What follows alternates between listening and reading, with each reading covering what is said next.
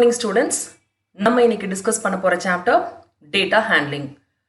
Exercise 9.2 solve பண்றதுக்கு தேவையான concept என்ன அப்படின்றதா நம்ம இந்த கிளாஸ்ல வந்து பார்க்க போறோம். சரிங்களா? ஸோ இந்த கிளாஸ்ல என்ன டாபிக் வந்து பார்க்க போறோம் அப்படின்னு வந்து பாத்தீங்கன்னா drawing a pictograph. Drawing a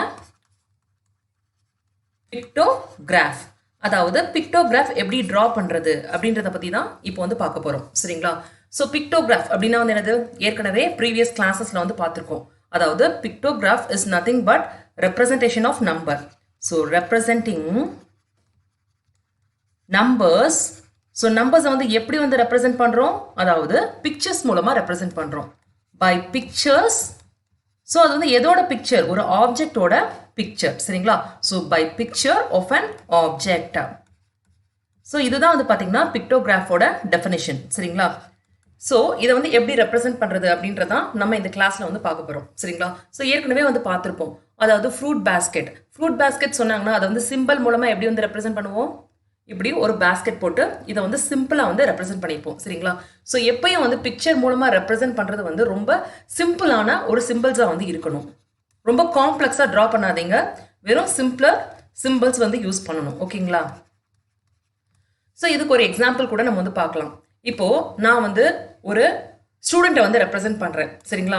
so ஸ்டூடெண்ட்டை வந்து எப்படி ரெப்ரசென்ட் பண்றேன் அப்படின்னு வந்து பார்த்தீங்கன்னா, ஸோ இந்த மாதிரி ஒரு சிம்பிள் மூலமா ரெப்ரசென்ட் பண்றேன். சரிங்களா? ஸோ இப்போ இந்த ஒரு சிம்பிள் வந்து இப்போ 5 நம்பர் ஆஃப் ஸ்டூடெண்ட்டை வந்து ரெப்ரசென்ட் பண்றாங்க அப்படின்னு வச்சுக்கலாம். சரிங்களா?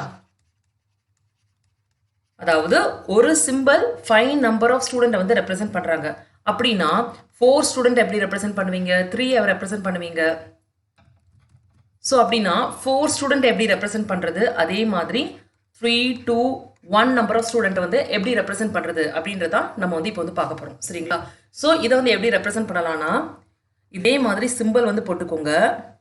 லெக் வந்து ஒரே ஒரு லெக் வந்து போட்டுக்கோங்க. ஸோ அப்படின்னா இது வந்து 4 நம்பர் ஆஃப் ஸ்டூடெண்ட் வந்து ரெப்ரசென்ட் பண்ணுது. ஓகேங்களா?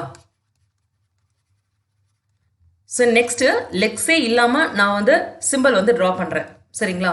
ஸோ இது வந்து பாத்தீங்கன்னா 3 நம்பர் ஆஃப் ஸ்டூடெண்ட்ஸ் வந்து ரெப்ரசென்ட் பண்ணுது இந்த சிம்பிள். ஸோ நெக்ஸ்ட் வந்து பாருங்க, லெக் இல்ல, ஒரே ஒரு ஹேண்ட் மட்டும் இருக்கு. ஸோ இது 2 நம்பர் ஆஃப் ஸ்டூடெண்ட் வந்து ரெப்ரசென்ட் பண்ணுது. அதே மாதிரி ஹேண்ட்ஸ் அண்ட் லெக்ஸ் இல்லாம இருக்க இந்த சிம்பிள் வந்து பாத்தீங்கன்னா 1 நம்பர் ஆஃப் ஸ்டூடெண்ட் வந்து ரெப்ரசென்ட் பண்ணுது. ஓகேங்களா?